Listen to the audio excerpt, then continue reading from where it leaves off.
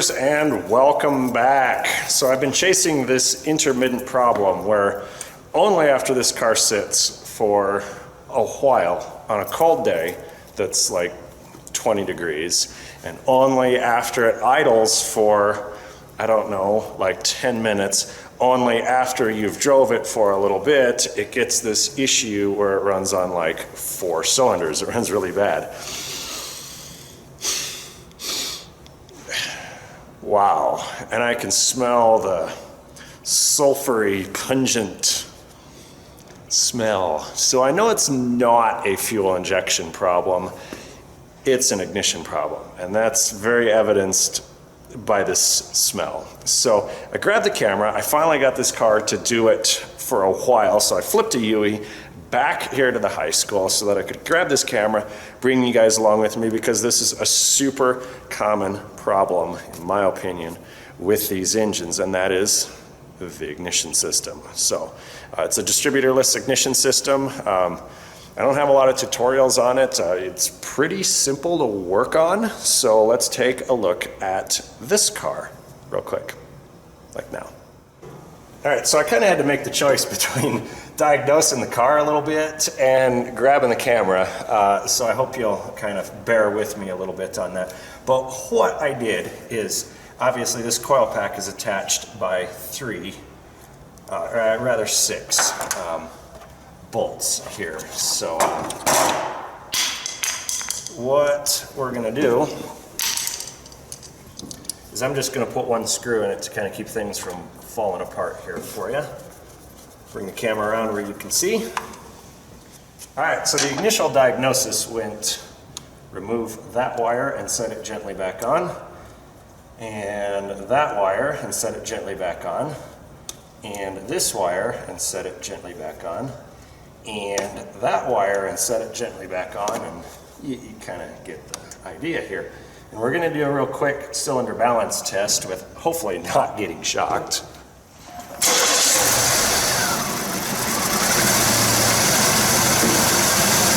So it goes like this. Let's listen for which one doesn't drop at the engine RPM. Nothing. Nothing. That one's working.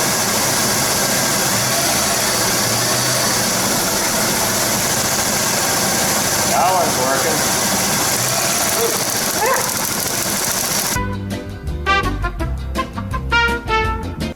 We'll just put those right back on. Because when you play around with them, they work. That's the hard thing about diagnosing this. So we're back to normal.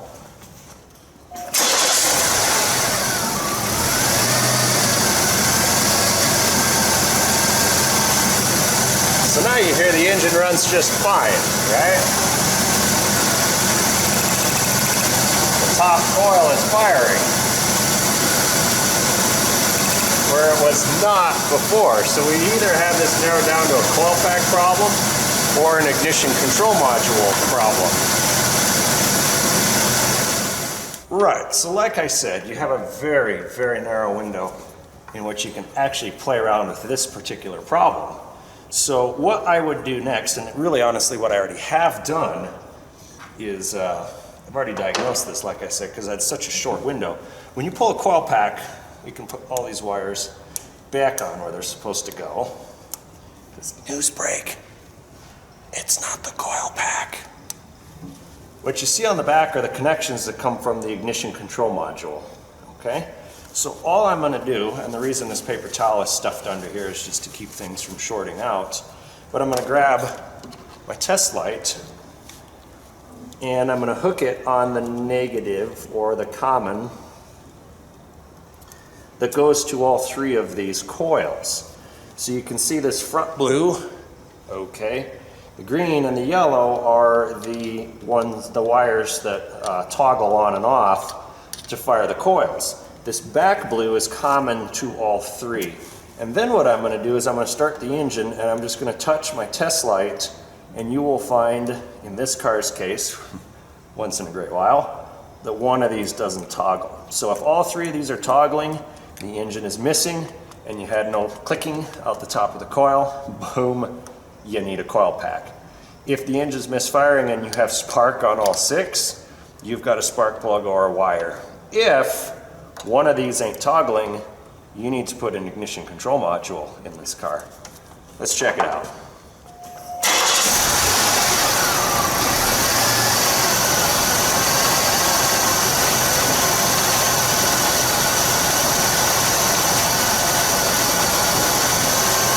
So we're just going to flip this over.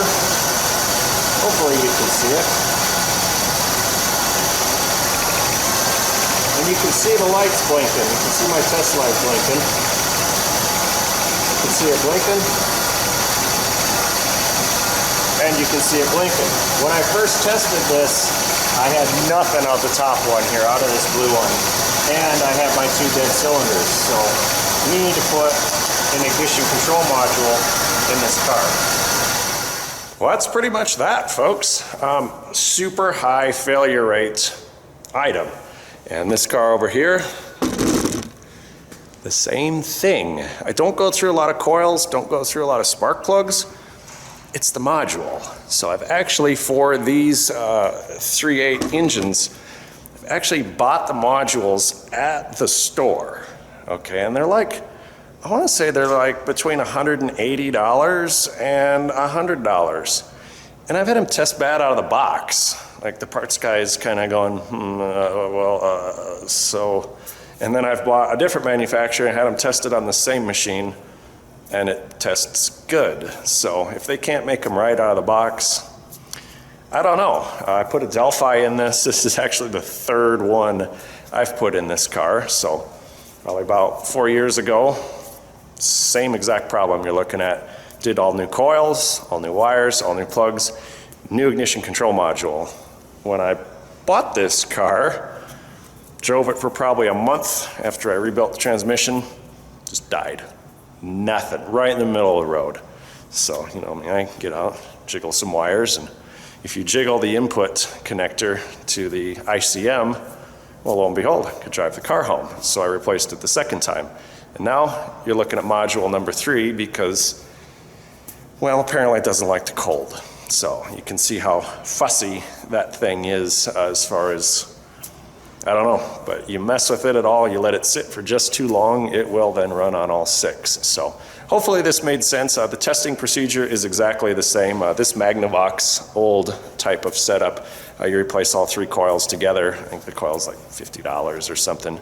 On this newer Buick style, still the same 3/8 idea, you can replace the coils individually. So you could actually remove the coil off the top and hook your test light to the 2 terminals, and you'll probably find the exact same result that we did on this car. So recommendation to the customer is a new ignition control module plus the time and labor to install it.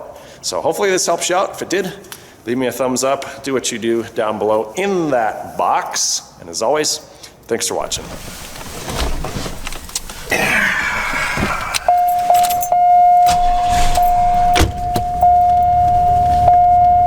And here we go. In a mystery, we can't have none of that country and western music playing here on the YouTube. In a mystery location, in a mystery town, in a mystery shop somewhere, we repair this car.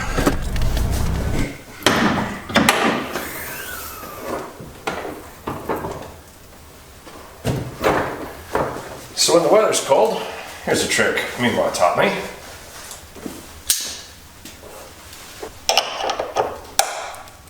Step 1 is we, hang on, we're gonna just label all these wires. Makes it a little bit easier, a little faster. You can get everything put back on the correct way.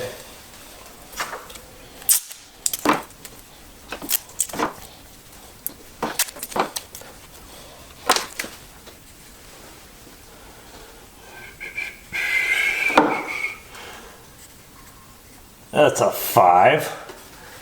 That's a 2. Oh boy. Oh yeah, 4. Yeah, evens on one side, odds on the other. It's coming back to me.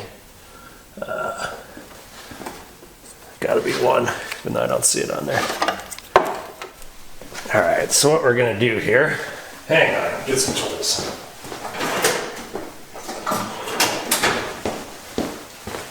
Alright, we're going to simplify this a little bit and get ourselves some working room. Detaching that little guy, pinching it, snaking it through, and then if you lose this cap, that can go there. Pull this guy and wiggle. Come on. Everything's cold. There we go. Alright, so I think the top one's a 10. We'll break him loose. Maybe. Possibly. Oh, yeah, he's gone. 3 bolts hold this thing on. You will need to retain those 3, I think I call them nuts. You'll need to retain those. They do not come with the new module.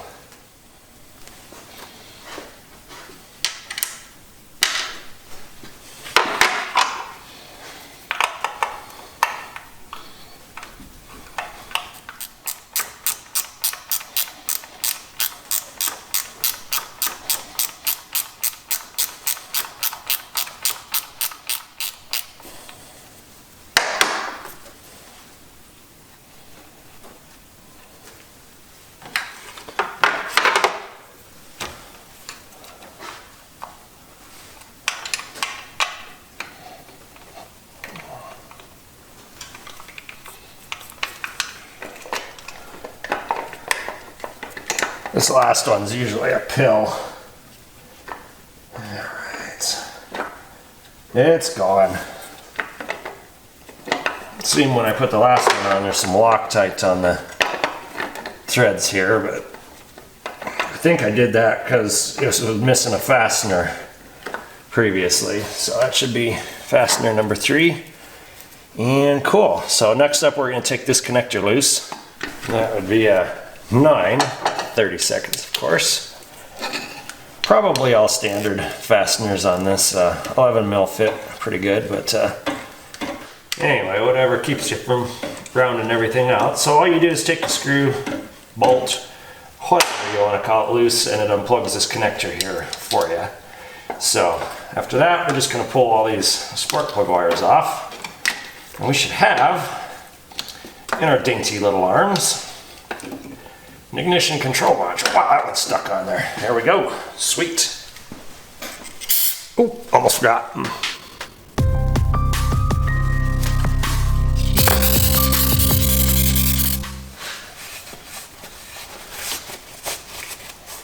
We're going to just give this the thorough rinse down.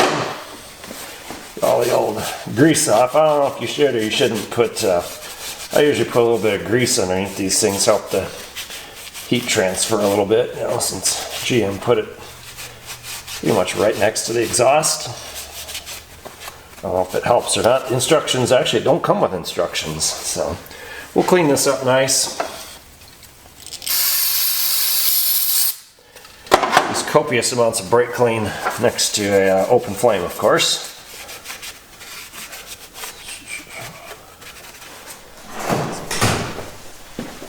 So here's what we're going to do next.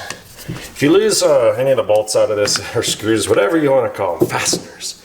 If you lose any of the fasteners, it really doesn't matter. The new control module comes with new fasteners for the umpteenth time. So I usually save those because a lot of times somebody's already pawed around on this or changed a coil pack that's missing a fastener. So, and then I have extras. I don't have to. Everything matches. The new control module will also come with a gasket to put underneath this coil pack. You can put this coil pack on upside down. I have seen these cars before where you replace a wire set and you run it the way that factory ran it, and the plug wires are too short. That's because if you put the module on or the coil pack on upside down, no good. So let's walk you through what's happening in here. This one is done right. You can see the ground or the positive, whatever you want to call it. The common is over here. So we'll just work these guys down. Okay, set him to the side, and then there's your wire colors, and then this is side 6, 2, 4 for your plugs, and that's the order that you want to reattach all of this stuff to. So if you switch these around, you're going to have to play musical spark plug wires to get everything back together correctly. New parts, new fasteners, and remember we had the plug end facing this way when we were looking at those, so this one's just needs a little rearrangement. No big deal. Set him up like such. Okay, the wires are different lengths, theoretically, obviously, so that you don't mix them up quite so much, but hopefully that saves you a little bit of trouble. This module, allegedly, for what it's worth, comes with a 5-year warranty. Hopefully we don't need it. We're going to go ahead and grab this guy, peel the stuff off. Oh, easy there. Install that. Just make sure we line up all the holes.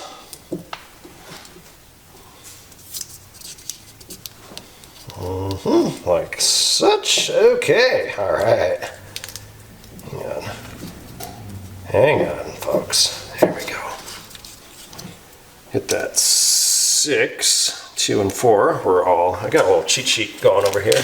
You can find it in the factory Buick service manual. So we're going to go ahead, and I suppose you could put the 624 down here. Really, it really doesn't. It don't matter. But let's go ahead and hook our yellow. Like such. Conveniently. Okay. And then not tangling a bunch of stuff up here. Trying to keep this nice. I don't really want to play too nicely. Put our green in.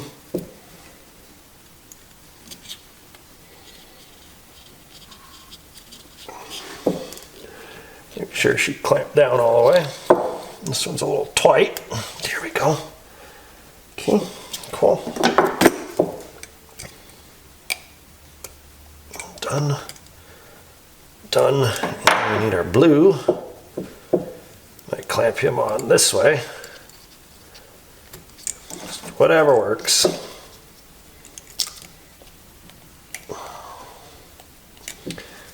Okay. And this guy going on like such.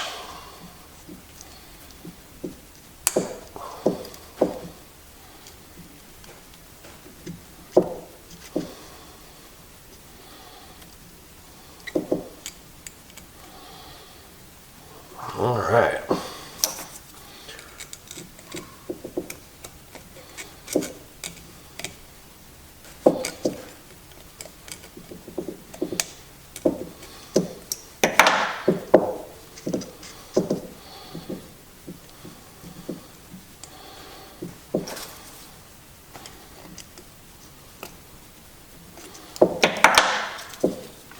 Make sure everybody sits down nice and flat. Yep, cool. It's not pooching out or anything. You know, it's not sitting up like we're gonna smash it. So, sweet.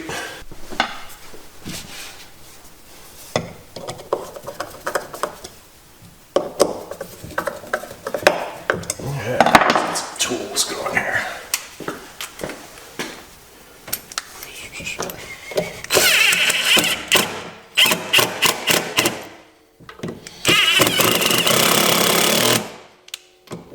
Don't break it.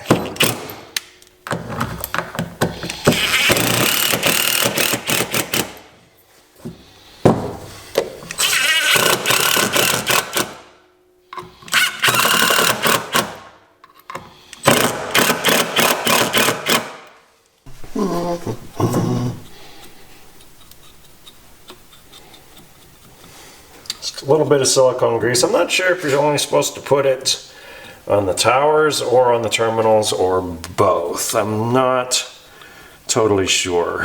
I think it's really supposed to just be put on the towers. But either way, we've already got plenty of grease in the wires. I suppose this just seals the water out of them. Oops, hopefully you can see that.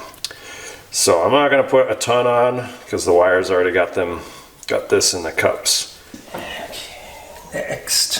what we're gonna do is I'm gonna connect up. There is a gasket.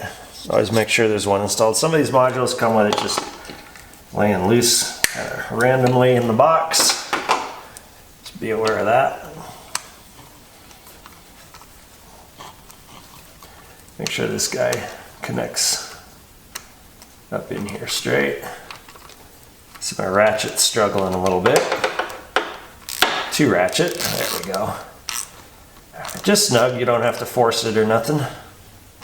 Just sort of snug. Don't tighten it down too much, because you'll probably be changing this again not too terribly long from now. How much would that suck if the holes didn't line up? I'm just gonna spin that a little bit to redistribute that grease, so we don't forget. Okay, everybody looks good. Now I'm gonna leave that side off. And we'll put our one 10mm up here in the back where it's easy to get to. I'll just start it and we'll tighten it down a little bit later. There we go. I'll put this guy on. And we'll put this guy on.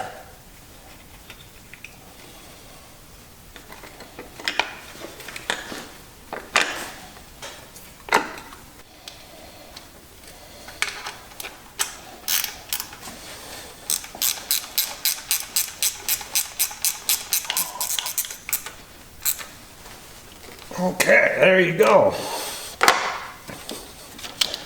Connect up the last of our wires here.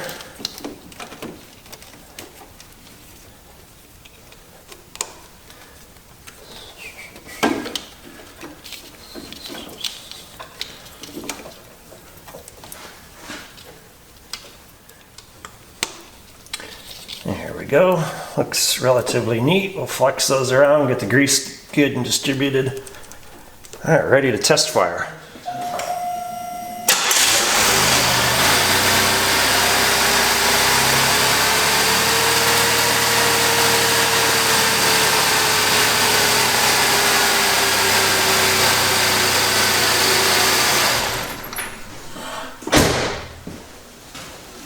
Really don't want to run that thing for too long. The paint is all over the floor, so go ahead and put this in. Back the way it's supposed to be. Don't forget the clamp. Or this. Or that. Or the holes. That would be bad.